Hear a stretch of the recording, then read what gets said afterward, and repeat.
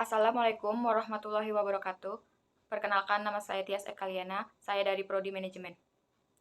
Sebagai bahan nilai UAS mata kuliah perpajakan, saya di sini ingin menjelaskan tentang presentasi saya yang berjudul Penghindaran Pajak oleh Produsen Rokok Nasional melalui Laporan Fiktif PPH pada tahun 2020.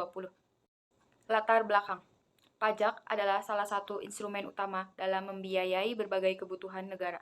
Sebagai negara dengan jumlah penduduk terbesar di Asia Tenggara, Indonesia memiliki sistem perpajakan yang mengandalkan beberapa jenis pajak sebagai sumber utama pendapatan negara.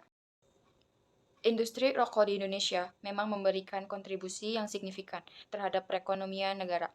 Data Direktorat Jenderal Bea dan Cukai atau yang biasa disebut DJPC menunjukkan bahwa pada tahun 2020 sektor tembakau menyumbang lebih dari 170 triliun untuk kas negara.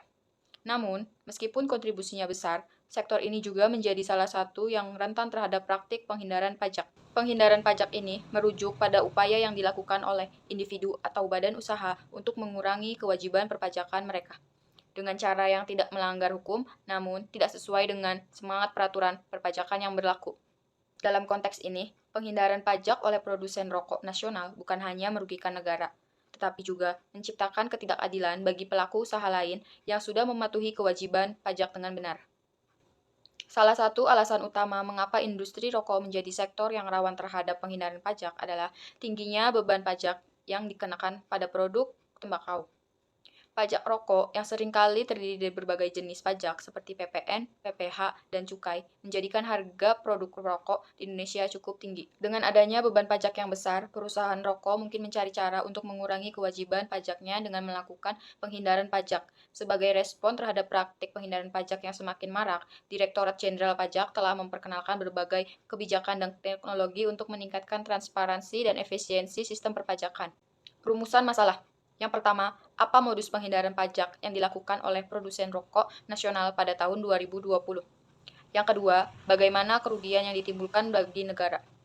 Dan yang terakhir, apa langkah-langkah yang diambil oleh Direktorat Jenderal Pajak untuk menangani kasus ini?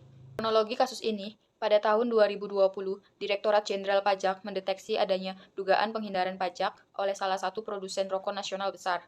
Kasus ini bermula dari pemeriksaan rutin terhadap laporan keuangan perusahaan tersebut, di mana ditemukan sejumlah anomali dalam pencatatan biaya operasional dan pendapatan.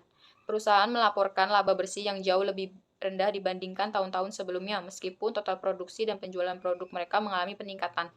Setelah dilakukannya audit mendalam, ditemukan bahwa perusahaan telah memasukkan sejumlah besar biaya operasional fiktif. Biaya-biaya ini digunakan untuk mengurangi laba kena pajak, sehingga mengurangi jumlah pajak penghasilan badan atau PPh badan yang harusnya dibayar. Selain itu, ditemukan indikasi penggunaan perusahaan afiliasi untuk mencatat transaksi dengan harga transfer yang tidak wajar, yang mengakibatkan perpindahan laba ke entitas lain yang terdaftar di negara dengan tarif pajak yang lebih rendah. Modus kasus ini yang pertama, pelaporan biaya operasional fiktif, yaitu perusahaan mencatat biaya yang sebenarnya tidak dikeluarkan atau membesar-besarkan pengeluaran tertentu, seperti biaya bahan baku yang dilaporkan lebih tinggi dari harga pasar. Yang kedua, manipulasi harga transfer. Itu perusahaan melakukan transaksi dengan entitas afiliasi di luar negeri dengan menggunakan harga transfer yang tidak sesuai dengan prinsip arm's length. Dan yang terakhir, penggunaan perusahaan cangkang, yaitu sebagian pendapatan perusahaan diduga dialihkan ke perusahaan cangkang atau shell company yang terdaftar di negara tax haven. Dampak dari kasus terhadap negara dan pasar, yaitu kerugian negara. Praktik ini menyebabkan kerugian besar bagi penerimaan negara. Berdasarkan audit yang dilakukan DCP, perusahaan berhasil menghindari pembayaran pajak hingga ratusan miliar rupiah. Hal ini merugikan anggaran negara yang seharusnya digunakan untuk kepentingan publik. Yang kedua, distorsi pasar. Perusahaan yang melakukan penghindaran pajak mendapatkan keuntungan kompetitif yang tidak adil dibandingkan dengan perusahaan lain yang mematuhi peraturan pajak. Hal ini menciptakan distorsi pasar, di mana perusahaan yang melanggar aturan dapat menawarkan harga produk yang lebih murah karena biaya pajak mereka lebih rendah. Dan yang ketiga, kerusakan reputasi. Kasus ini juga mencoreng reputasi industri rokok nasional yang selama ini menjadi salah satu penyumbang pajak terbesar. Kepercayaan publik terhadap sektor ini menurun, yang dapat memengaruhi hubungan antara pemerintah dan pelaku industri. Upaya pemerintah mengatasi kasus. Yang pertama, audit dan penegakan hukum. DCP melakukan audit menyeluruh terhadap laporan keuangan perusahaan dan menggandeng Direktorat Jenderal Bea dan Cukai untuk memverifikasi transaksi impor dan ekspor bahan baku rokok. Setelah ditemukan pelanggaran, pemerintah mengenakan sanksi berupa denda administrasi dan tuntutan pidana bagi pihak yang terbukti terlibat. Yang kedua, peningkatan pengawasan transfer pricing. DCP memperkuat pengawasan terhadap transaksi antar perusahaan afiliasi, terutama untuk sektor industri yang beresiko tinggi, seperti industri rokok. Langkah ini mencakup penerapan country by country reporting, sesuai standar organisasi untuk kerjasama dan pembangunan ekonomi. Tiga, reformasi peraturan. Pemerintah memperbarui regulasi perpajakan untuk menutup celah yang sering dimanfaatkan dalam kasus penghindaran pajak. Contohnya adalah penguatan aturan terkait dokumentasi transfer pricing dan kewajiban pelaporan transaksi lintas batas. Dan yang keempat, edukasi dan sosialisasi. Untuk mencegah kasus serupa di masa depan, pemerintah melakukan sosialisasi kepada perusahaan tentang pentingnya mematuhi aturan perpajakan dan konsekuensi hukum yang dapat timbul akibat pelanggaran. Solusi dari kasus ini yang pertama, penguatan sistem pengawasan elektronik, yaitu penerapan teknologi berbasis big data untuk memantau laporan keuangan perusahaan secara real-time. Yang kedua, sanksi yang lebih berat, yaitu peningkatan sanksi administratif dan pidana untuk memberikan efek jera. Yang ketiga, kerjasama internasional, yaitu memperkuat kerjasama dengan negara lain dalam pertukaran informasi perpajakan, khususnya terkait transaksi lintas batas.